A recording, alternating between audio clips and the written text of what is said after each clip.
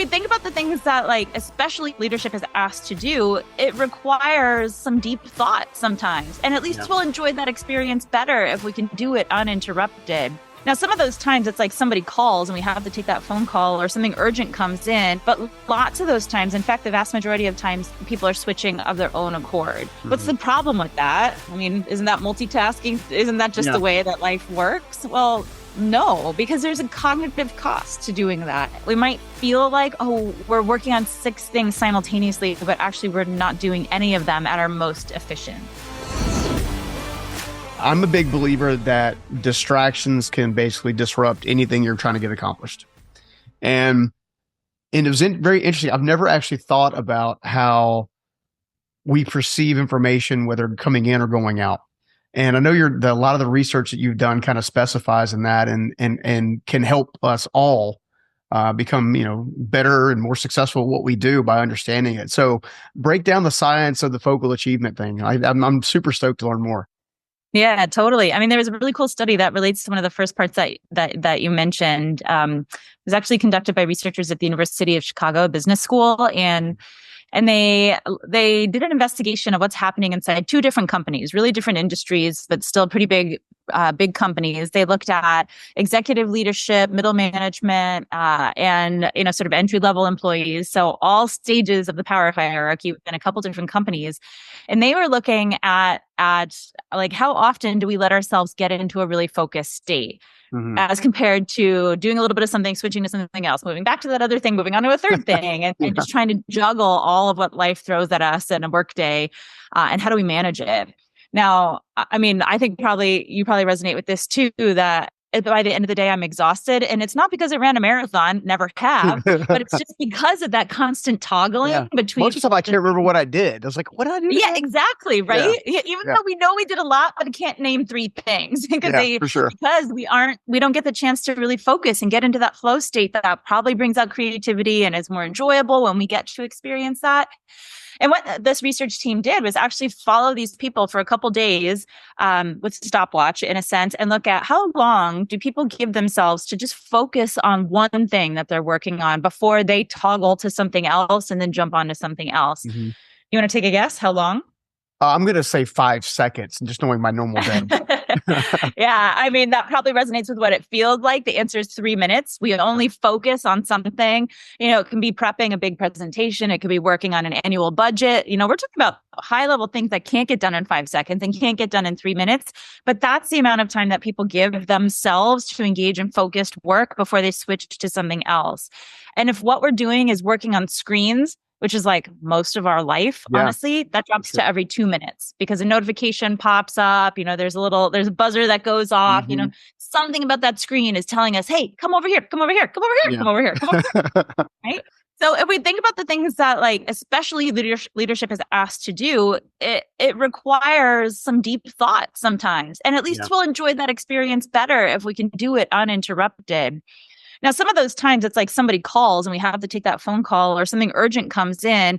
But lots of those times, in fact, the vast majority of times, people are switching of their own accord.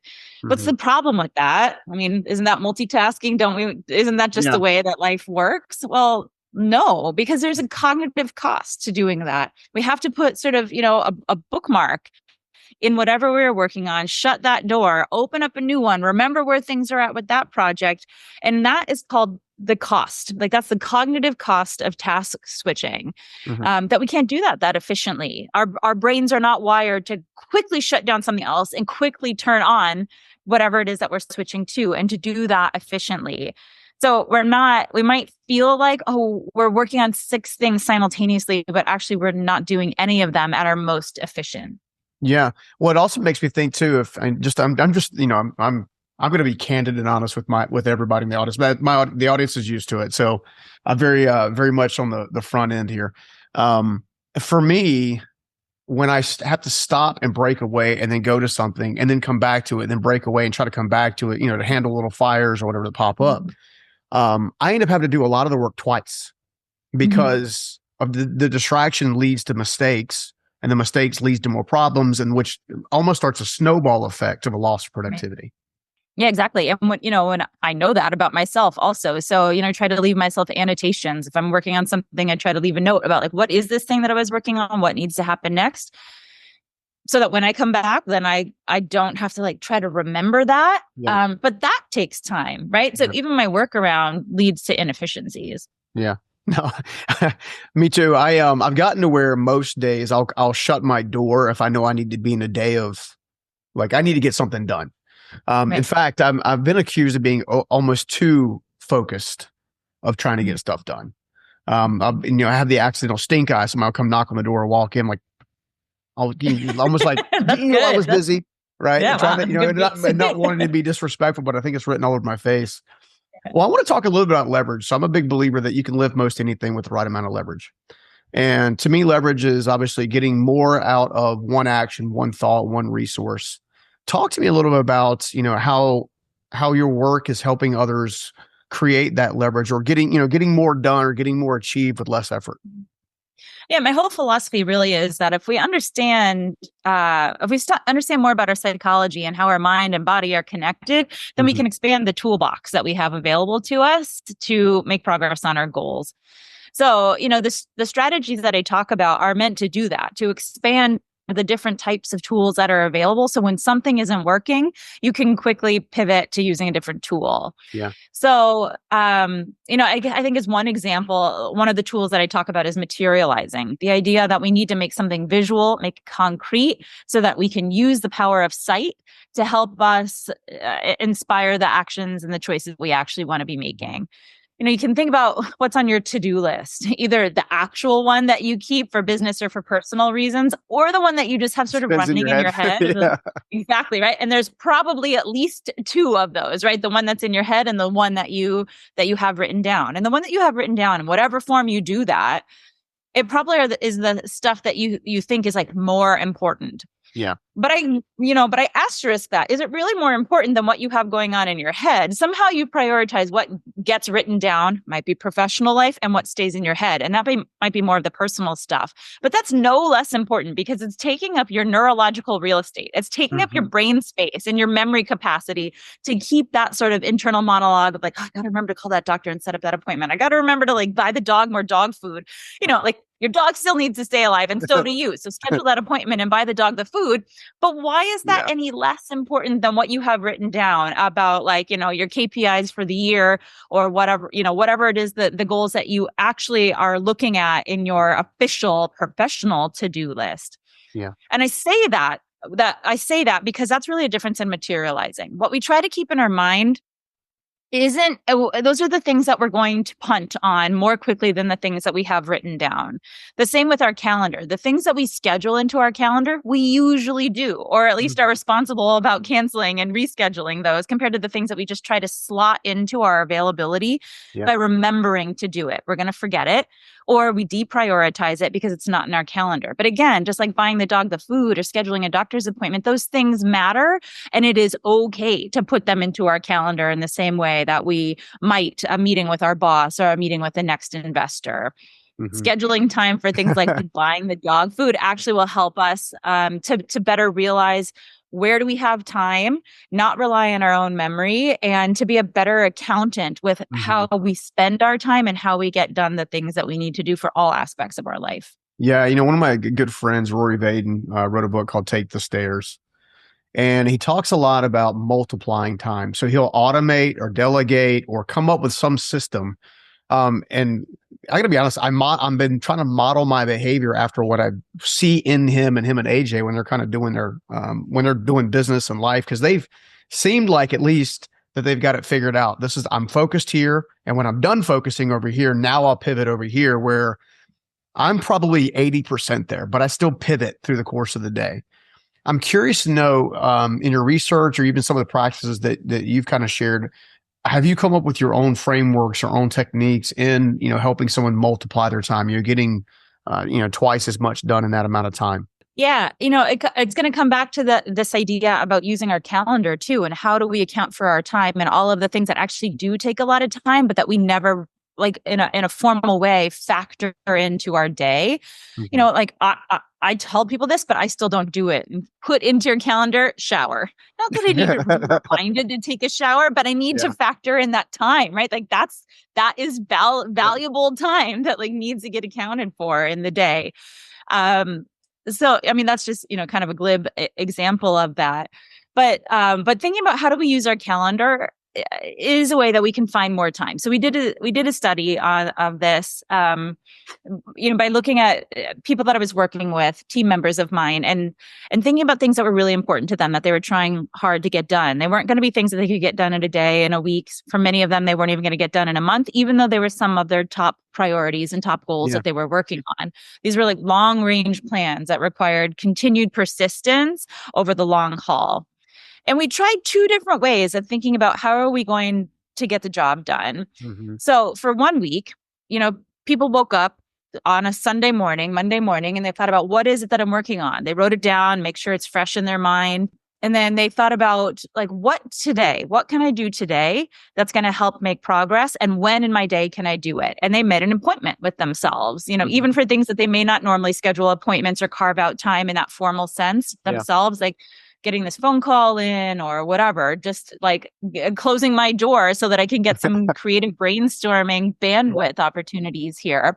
But they made an appointment with themselves for the day to work on this aspect of the project that would make forward progress for today. At the end of every day, everyone reported on how much time did they spend on elements of this larger goal that they had. And we counted it up to see how many hours did they spend by the end of the week working on this project. A different week, though, they did some elements that were the same. They thought about what it is. They wrote down what it is that they're working on. What's this long-term project? They thought about what they needed to get done. What would be these incremental steps? What would be some goals along the way that I need to hit? What do I need to concretely get done to make progress? But they did that not for the day. They thought about like, what can I do in the week? What does this week require? And they didn't think about just today and making an appointment with themselves for the day. They did it for the entire week. So they thought about Monday. On Monday morning, they thought about Monday, made appointments. On Tuesday, they made appointments with themselves. Wednesday, Thursday, Friday. When what happens when we do that? Well, the further out we go from today, that calendar is open, right? It's wider open. But we've made a pre-commitment. We've committed, 6 days in advance that this half an hour is for me and for this project. And what happens naturally is that the rest of your obligations get scheduled around that pre-commitment, that appointment that you've made with yourself. Like the week before, they reported how much time at the end of the day they spent that day on making progress. And what they found was that in both cases, people were working on these projects. They were getting stuff done. It's just that they found 2.5 more hours when they made those pre-commitments a week in advance. So when they scheduled appointments further out for themselves, they held those appointments with themselves and were able to find more time. They found more time to advance on the goals that really mattered to them. And this strategy was effective for finding more time than thinking myopically or planning locally, trying to slot into an already busy schedule. When am I going to work on this? It worked for 66% of people. 2/3 of people were able to find that on average 2.5 more hours in the week to work on something that mattered. Yeah, no, I think that's awesome. I will say that, my early days of building my first business, it was a lot of shooting from the hip all day long. And, I felt like because I was busy, I was getting something done or I was making progress. And, over time, I very quickly realized that my calendar was probably one of the greatest assets or tools that I was underutilizing, so much so that in today's environment, I'm fairly regimented in how my morning ritual is a practice, from everything from prayer and meditation and the gym, and then, personal development, and then what I'm listening to, why I'm listening to it on the day that I'm listening to it, and so on and so forth. And then I used to have a big gap. So finish all that massive gap till technically, 5, 6, 7 o'clock, whenever I'm actually going home. And then, I might have, I need to do this for my wife, or I need to do this for my kids or whatever. But in the middle, there'd be a massive gap. About 3 years ago, I switched to bucketing it in 30 minutes. So I have 30-minute buckets, right? And if something's going to take an hour and a half, I just lump it into 3 buckets kind of thing. So is there such thing, because I'm thinking about some of the personality styles that I've seen. So, I'm a big personality style guy. I like that kind of science of what makes people tick. And I know that I'm not historically very great with details. I'm super good at strategic, super good at vision, super good at relation and that kind of thing. Mhm. And then I've got a friend of mine who's like super off the chart details. He's like Mr. Spock, like everything is organized in its place and all that kind of stuff. I'm wondering if there's a sweet spot of how we, kind of organize those time slots to get the most productivity. Cause I'm just imagining myself for my friends that are like super bubbly and high go lucky, like I got to stop and like do my calendar. Right. And Mhm. then, and my other buddies, I'm thinking about, well, no, of course you got to do it. Of course you have to. Like, this is like everything needs to be listed. Is Yeah. there a sweet spot like of kind of bucketing of time? Or do we really need to be as thoughtful as, let's feed the dog. Let's, how deep do we need to go? I think the sweet spot is finding something that you actually can stick to, right? So if Yeah. we do believe in those things, like if we do believe that personalities exist, Yeah. then me trying to say like this is the way to do it is going to backfire, right? Like for some people, it just won't work. But finding what does work for you, which tool in this Yeah. toolbox of possibilities resonates with you that you can stick with, and not only that you can like, get through the grind of doing it, Yeah. but that you enjoy it so that you'll keep coming back to doing it. Like that's really what we're going for. So, that very bubbly person who doesn't want to stop and have to think concretely, Mhm. like what might work? Well, Notion is a tool that some people use, right? Yeah. And it allows for more creativity and expression for creating a to-do list or for making assignments for Yeah. yourself. And a lot of people that I work with in my team that are that way, that are very creative and engaged, they love using Notion, and then they love sharing Notion, and they love teaching each other about how they use their Notion. And you see it and it looks beautiful, right? It Yeah. looks like a beautiful to-do list. Uh-huh. Now, I don't want to spend my time making my to-do list look beautiful.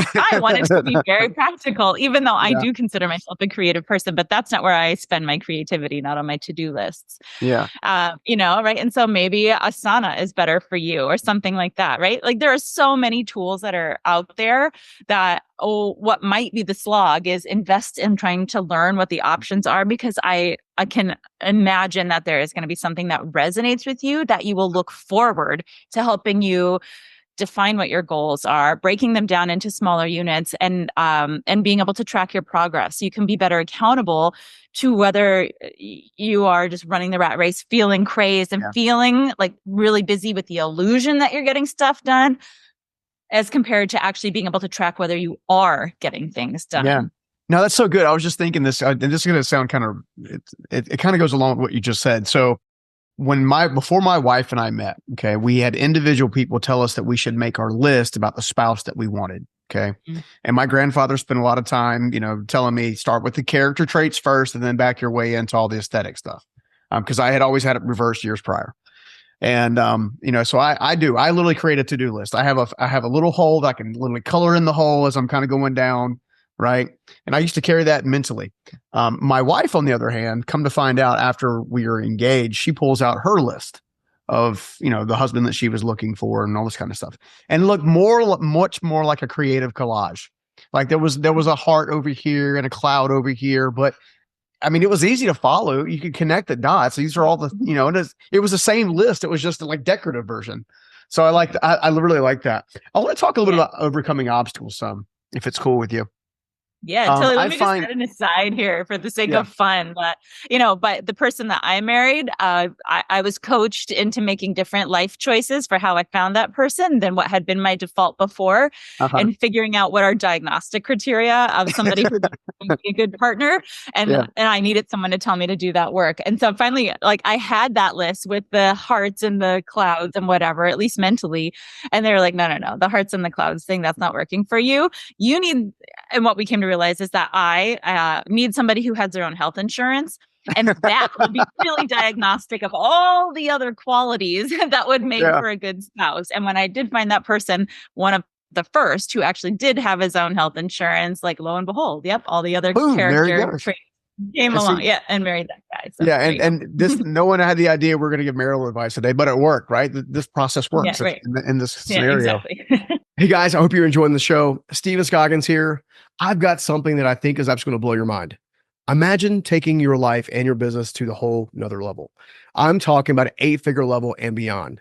You see, you've been working your butt off to build your business to where it is now. But what if you could work smarter, free up more time, make more money and impact along the way? How much would that be worth to you? You see, I can prove that basic steps, basic mindset shifts, and subtle changes can make the biggest difference. I want to introduce you to the 8-figure mindset makeover. It's absolutely free and it's here for you. It's a powerful summary of my top strategies that help propel me from the streets, if you will, to upwards of 9 figures and quote unquote success as we like to chase it. This is more than just tips though. It's a complete mindset overhaul with simple hacks that you can apply today to begin working on your unprecedented heights in your own business. I would like the honor to share these types of things with you that turn my dreams into reality so you can experience the same type of joy and freedom that I now get to live out in my own day. In other words, it's time for you to build your own unstoppable enterprise. And if you're really ready to take it to the next level and elevate your life and your business, this is an absolute game changer for you. So if you want to take advantage of this free resource, simply go to the show notes and click the link, or you can go to stevenscoggins.com/8-figure. That's stevenscoggins.com/8-figure. Until then, much love. God bless. Let's get back to the show. Take care. You know, one of the things that I see people struggle with a tremendous amount that I've worked with, it's something I wouldn't say I'm perfect at it. It's something I've had to work on continually, so I'm better at it than I used to be, right? Is letting an obstacle propel me forward versus an obstacle hold me back. Mhm. How is perspective and the work that you're doing geared towards helping overcome obstacles? Because I feel like that's, you know, they always say that your success or whatever, your beautiful life is on the other side of your most painful thing, or, you know, whatever way you want to communicate that. So what has research shown? Yeah, I mean, I think the way that we communicate about obstacles is a big part of this issue. So when we can think about obstacles coming in at many different stages. You know, one of those is at the planning stages when we start thinking about what is it that we're trying to accomplish. You know, some people should and people do dream big about what is it that I'm working towards. That's great. That's inspiring. It can help sort of put you in the right direction, you and your team in the right direction. But we need to couple that with planning concretely for what are those micro goals and what are the concrete steps that I can take that's going to like transition or pivot me from where I am right now to where it is that I want to be in that far off future. That needs to happen at the planning stage so that we aren't just doing this like rah rah, let's do it, come on, this is where we're going, people, and then everyone leaves that meeting and they're like, yeah, but which way do I go? That way, that way, and then everybody just ends up running all over each other because they have this excitement and the enthusiasm with no direction, right? So that's why we need to plan to couple concrete action planning with that big picture thinking when we're having these like goal setting meetings, either with ourselves or with our team. But in those meetings, we also need to think about obstacles, foreshadow failure. Again, whatever you want to call it is important. Like call it whatever you want, but thinking about what are the challenges that we're going to experience, that needs to happen in the same time that we are thinking lofty and articulating what our quarterly or yearly or 5 or 10-year goals are. And that is going to set us up better for success because it helps us to have a safety net, right? Yeah. So when we start taking our steps in this direction to achieve that long distance goal, we will experience obstacles along the way. And usually in those moments, that's when we're shy of resources to figure out a solution to work through them. And that's why people fall off the bandwagon, is that they come across an obstacle, something that challenges them. And if they haven't thought about what are they going to do, it can derail them and they won't have the hours, the creative potential, the time or the money to figure out how am I going to get through this. But if you've done that work in advance, when you do have time, resources, talent, the collected minds to troubleshoot, what will we do if X and Y happen? Yeah.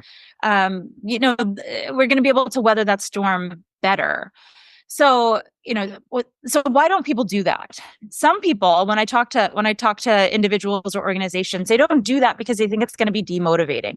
But I'm trying to come in and say, like, here's our vision for the future. Let's spend some time thinking about the 7 ways it's not going to work out. Yeah. I don't want to do that. I just want to have this session be really positive and future focused and not in the weeds about all the challenges. This is my motivational pep talk moment. Yeah. Yeah. Okay. I get that. But you do a disservice then in a number of ways. People are not prepared should they experience that. And you've lost an opportunity when all of the minds are gathered and they are enthusiastic about moving forward to help them feel prepared for what will be the inevitable, is that we're going to experience challenges. The other issue is that having those kinds of conversations with ourselves or with our team or with our family is that we normalize setbacks. We normalize the experience of problems or the idea of failure. Right? And again, I'm putting that in air quotes because like we don't need to be thinking about them as failures. But when we don't have those conversations about challenges are going to happen, is that we communicate instead sort of non-consciously that we don't expect and we don't allow for you to experience challenges. And if you do, then it's probably something about you. That's how people react to that. Yeah. And so what happens then when it's like, oh, I can't be the one that fails. I can't be the one that has a problem. I can't be the one that makes a mistake. And I can't tell anybody if I do. People become risk averse. They don't take as they aren't as innovative because they are afraid of being the person that causes the problem that no one has talked about. Yeah. Right. So we create a culture that that suggests that we should all hide if we experience a problem, that we shouldn't reach out and ask for support to move through it. And this is what's coming from organizational psychology research, is that people cut corners, again, to try to hide or shove things under the rug when they do experience those problems, and they don't experience innovation at the same kind of rate. So bad stuff happens. We create toxic cultures of competitiveness and unethical behavior, and we don't allow ourselves and our companies to grow in the ways that they're capable of because people are being afraid of being the one that makes a mistake. Yeah, no, that's really good. I was thinking through my earlier days as an entrepreneur. Obviously, is more on the visionary side of things. It used to be easy for me to go, it's going to be beautiful, everybody. We're going to make lots of money. Everybody's going to share in it. We're going to have an amazing time, right? And then, fortunately, I was very gifted in that moment to have people who were like, no, there's going to be a blind spot there. There's going to be a blind spot there. And that early days, I would get all deflated. I'm like, but you don't see it. You don't see what, kind of thing. And then I realized that one simple principle changed the game, which is you need to have a management team that has other perspectives to talk into what would become the vision, but you hold it with an open hand. And then if someone the rule that we have is if someone brings up a challenge, a concern, they also have to bring up some solutions. Right. So you can't just poke holes in it all day long. Cause again, I feel like certain people are gifted at poking holes and stuff. And from my perspective, they were gifted that way. Right. Cause you need people that are really good at seeing other ends of the spectrum that you're not seeing. The requirement just gave, okay, well, if you're going to give me 5 different ways in which it's not going to work, tell me 5 more ways in which we can make it work, even if it doesn't look the same. Now, would you say that that's kind of in the same framework? Yeah, how are we going to make it work is acknowledging that it is likely, it's possible that we experience this thing. And here's how we're going to move through it, right? It's the safety net. It's the backup plan. We're going to think creatively here about if this thing happens, what are we going to do about it? Rather than just stopping at like, no, it's not going to work. It's not going to work. It's not going to work. It's not going to work. Okay, great. Now we've thought about how it's not going to work, but then do the harder work of figuring out, like predicting the future, what will be the resources that are available and what can we do? And maybe that isn't available in the future, but you've already started that process then. First of all, you're creating the right culture to get people to admit if something bad has happened and they do need help. And second of all, you've started that process of brainstorming then about like, what could we do? And so even if that backup plan isn't a viable option at that point, maybe half of it is relevant, or you've already got people started to think about what is possible if we need to pivot quickly. Yeah. Well, it also seems like by going through some of that work on the front end, it seems like it would reduce anxiety on the back end. Because a lot of the anxious feelings that I had, at least, building businesses along the way, was if I didn't have a preemptive planning, so to speak, then when stuff did hit me, it would feel twice as anxious, for lack of a better word. Yeah, totally. I think a great example, from the world of sports, I think resonates here. It's the story of Michael Phelps, and world-class swimmer. Back in 2008, he was in the Beijing Olympics on the world stage in a big way for the very first time. And in those first Olympic Games, he was poised to do something that no Olympian had ever done in the history of the Olympic Games, which was win 8 gold medals in a single competition. Mm-hmm. At the time of this story, he had already won 7. So all he needed was one more gold medal, and he would break, world history. He just had to win the 200-meter fly. That's his jam, right? That's what he is known for. So it seemed like a shoo-in. Except for when he dove into the pool, his goggles started to leak. And by the time he had just one length of the pool left to go, his goggles were completely filled with water and he was essentially swimming blind.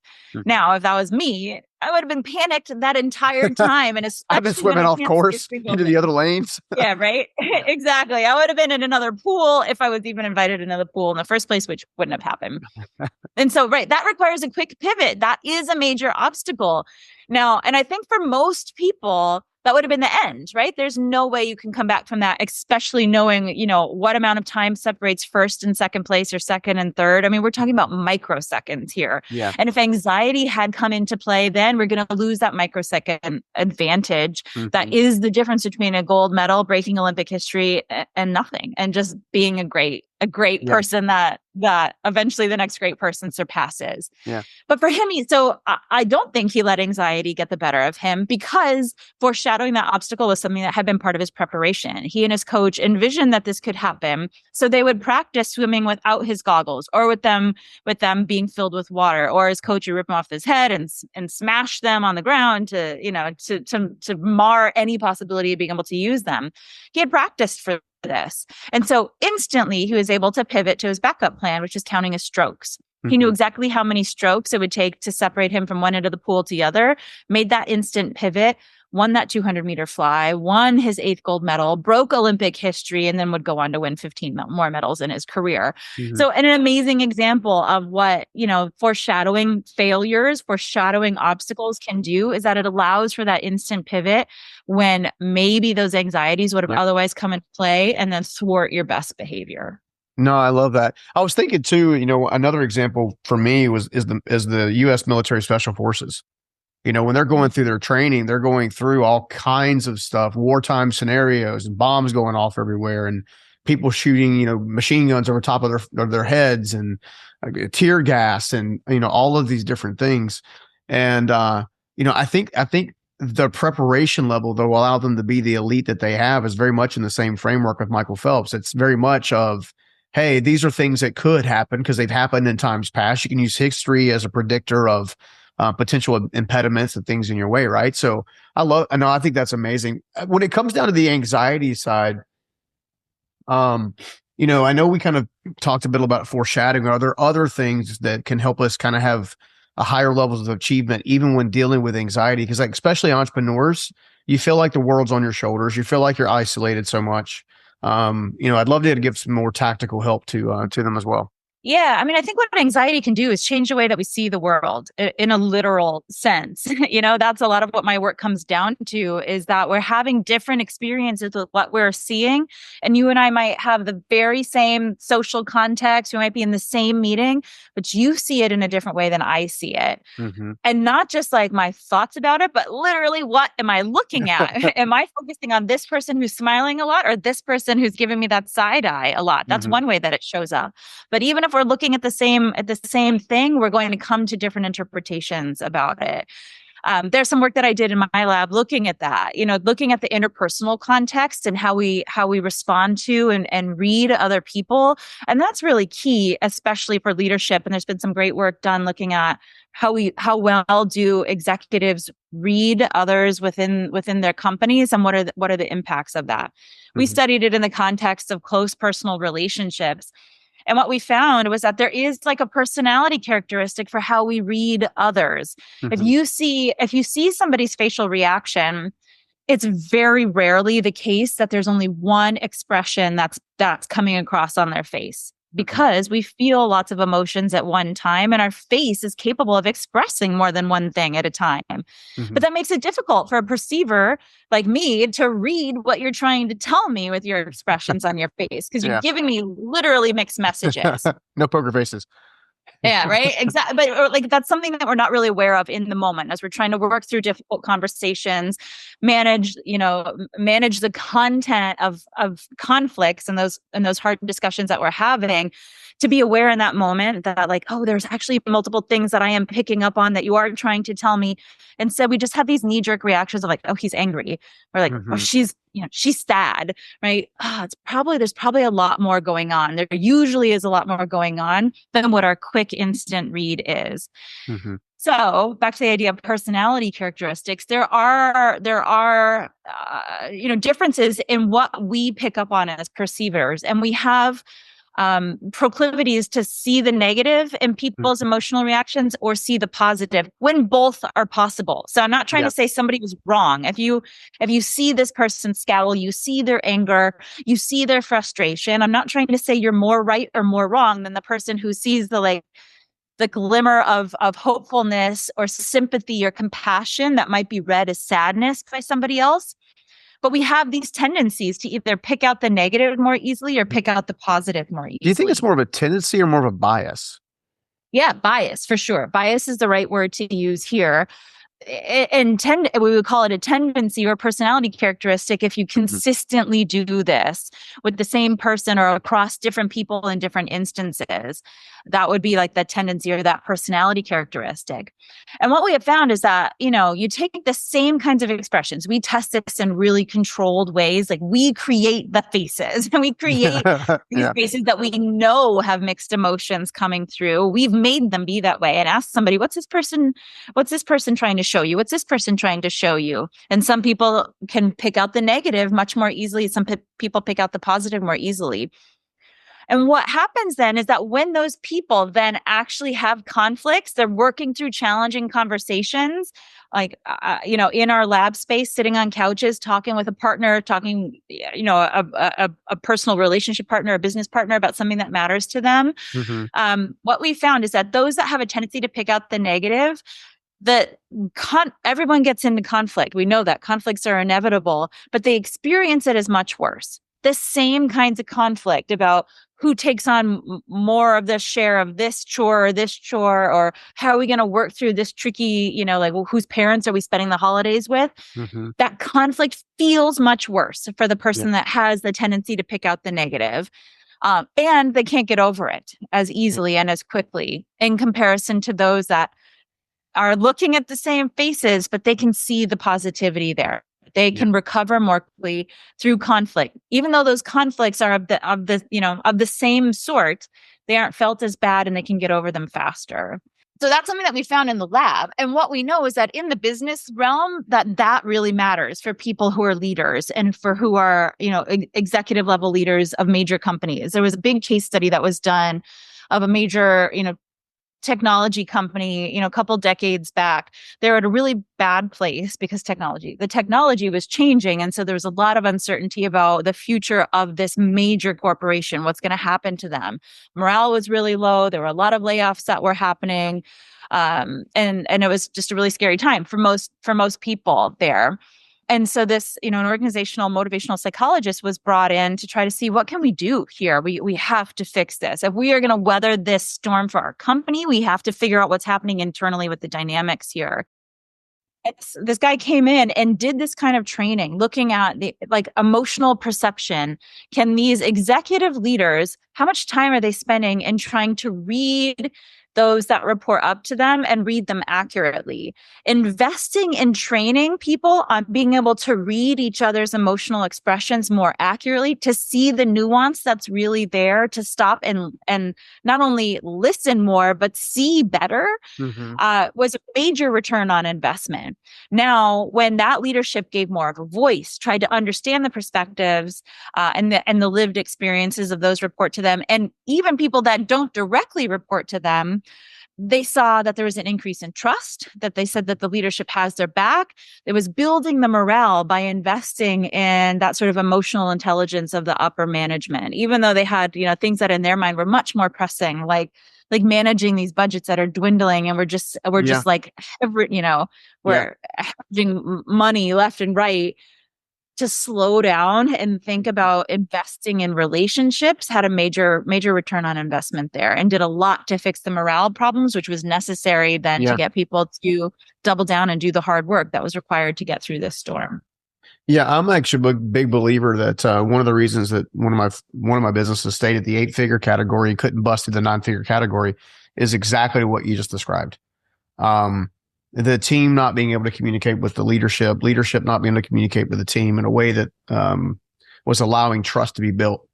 For someone like myself who's historically been very hands off, it's been very difficult for me to become hands off, and not put myself in between my leader and the team member to try to help them figure it out, because of this is how I would do it and get to that level. I've also seen that myself, for example, I tend to see the best in people.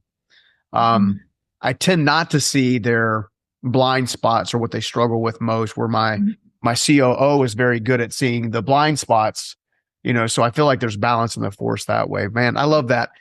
Before I ask you the final question, just out of curiosity, where can people find out more about your work? Because it's absolutely fascinating. Thanks. Yeah. So, a lot of these thoughts I've put down into my book, Clearer, Closer, Better, How Successful People See the World. But I try to share as much as I can too on LinkedIn when I've done other interviews. And then I write for Psychology Today as well. So if you want to see the science written up in a quick bite, you can check it out there. I love it. Well, I always ask this of my guests because I always get differing perspectives and opinions, which is why I love it. What does it mean to become unstoppable? I think what stops us is ourself more than anything else, is that our mindset and is at play here. When we believe that there's more that we can achieve, our bodies and our minds are really incredible. So I think we are our biggest limiting force, and recognizing that is empowering. Emily, it's been a joy. Thank you so much for spending some time with us today. Thank you. All right, take care. I hope you liked that video. And if you did, make sure you check out this next video right here. You want your business, your company, your practice, your people, your products or services to be seen in the eyes of the market as the most trusted advisor your marketplace could turn to for life in the macro categories that your product or service delivers in.